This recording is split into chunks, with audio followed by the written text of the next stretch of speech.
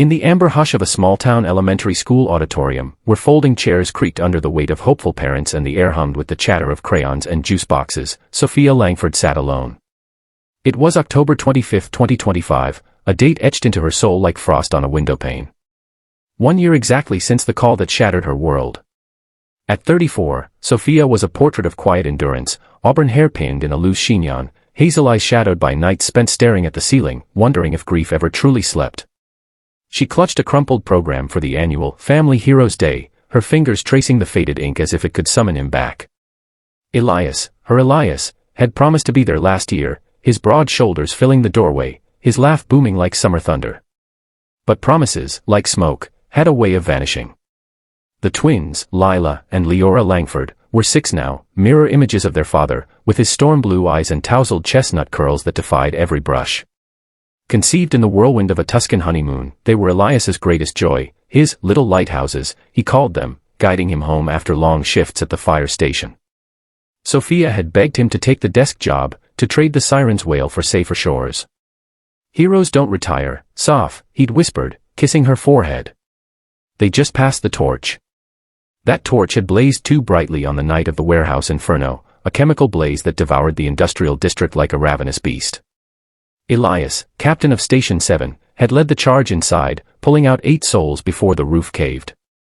9, if you counted the way he shielded his rookies with his body. They found him at dawn, cradled in the rubble, a faint smile on his lips, as if he'd simply dozed off mid-dream. Sophia's heart had hollowed since then, an empty weight, a chamber echoing with what-ifs. She raised the girls alone in their cozy Victorian on Maple Street, where Elias's flannel shirt still hung in the closet like ghosts, carrying the faint scent of pine and valor. Mornings were stolen breaths, Lila's giggles over pancakes, Leora's solemn recitals of dinosaur facts. But evenings. They stretched like shadows, the 3 of them huddled under quilts, whispering stories of Daddy's bravery until sleep claimed the brave ones first. Today, for Heroes Day, the girls had insisted on participating. "We have a surprise, Mommy," Lila had chirped, her dimples flashing like fireflies.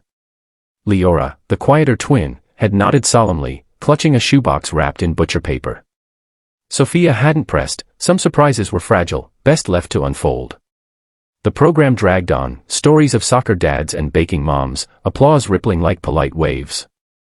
Sophia's gaze drifted to the clock, its hands mocking her solitude.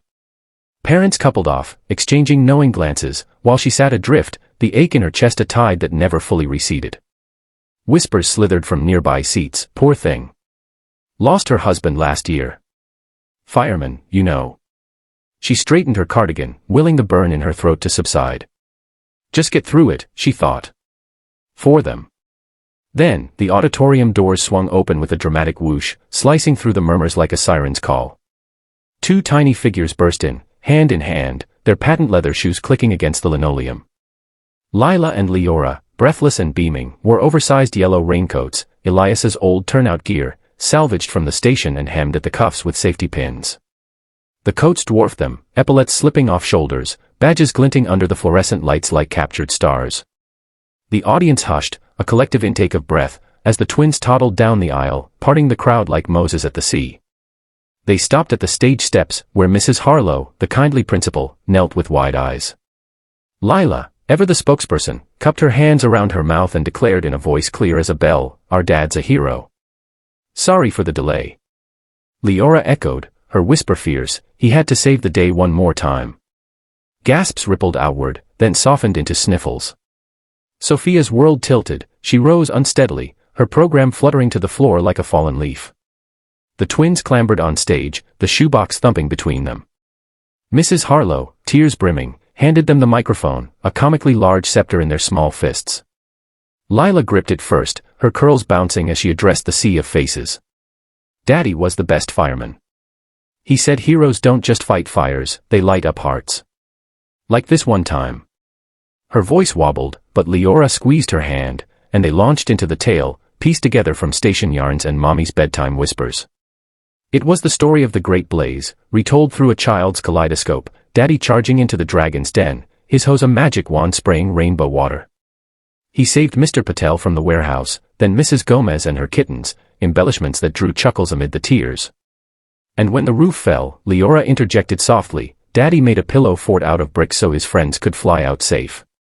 The audience leaned forward, enraptured, as the twins unveiled the box. Inside nestled a collage, Elias's helmet, polished to a shine, a cluster of thank you notes from the saved, folded like origami cranes, and at the center, a drawing, the girl's masterpiece, Daddy as a caped crusader, arms outstretched, with the words "Our hero lights the way" scrawled in glittery crayon. Sophia reached the stage as the applause thundered, a wave crashing over her defenses.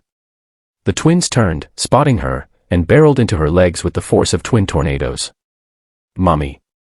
We did it for Daddy." Lila squealed, burying her face in the raincoat's folds. Leora looked up, blue eyes solemn pools. "He said to tell you, no more empty waits, sophomore. I'm in their hugs now." The words, Elias's words, murmured in his final lucid moments at the hospital, relayed through a nurse's note the girls had memorized, pierced her like sunlight through storm clouds. Sophia sank to her knees, enveloping them in a fierce embrace, the turnout coats enveloping all three like a protective cocoon. Sobs shook her, not of sorrow alone, but of a profound release, the empty chamber filling, drop by drop, with the warmth of their shared memory. Around them, strangers became family, parents dabbing eyes, teachers nodding in quiet solidarity. Mrs. Harlow placed a hand on Sophia's shoulder. "Your husband's legacy, it's alive here. In them. In all of us." As the event dissolved into hugs and shared stories, Sophia held her lighthouses close, breathing in the faint echo of pine. The weight wasn't empty anymore, it was a bridge, spanned by tiny hands and heroic echoes. Elias hadn't left, he'd woven himself into the fabric of their days, a thread of valor pulling them forward.